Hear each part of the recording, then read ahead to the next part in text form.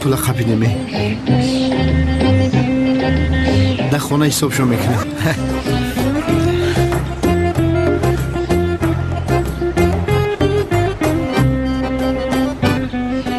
دیدیونا طرف قبادیان رفتن گیر یا BMW سیاه موندگی های طولین در بگش های.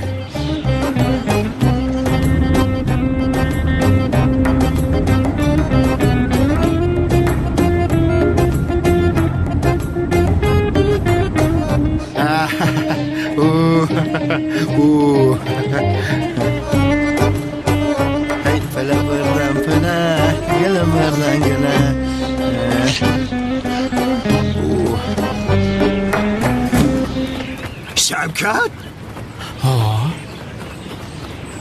هد دامولای دیوانه آخر کارتا کردی ها؟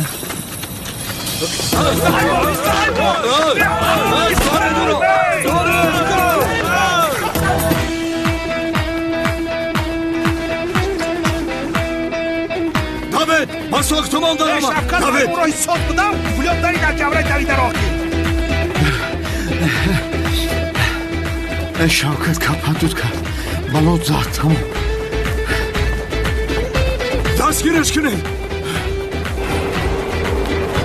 دستگیرش کنید.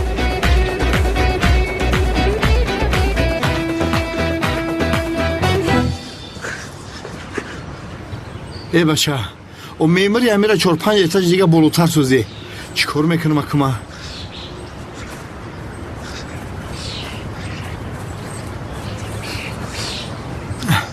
همجا پارتون خدمه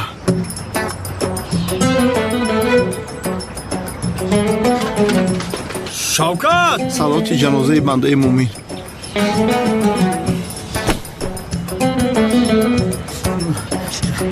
یا خدایا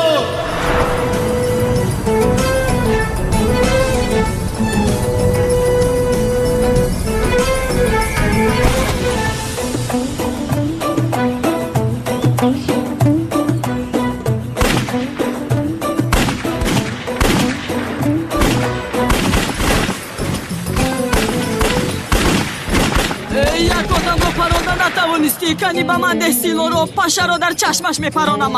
ایستو چیکار میکنی جسور؟ قاتل شده در محبس میپوسی. سر ده من او رو میپرانم. سر نمیدیم تو رو.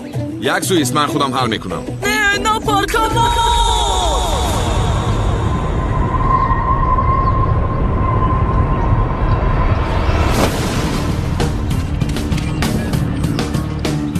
بچه ها رفته سری راهش رو بگیریم. رفته میرمه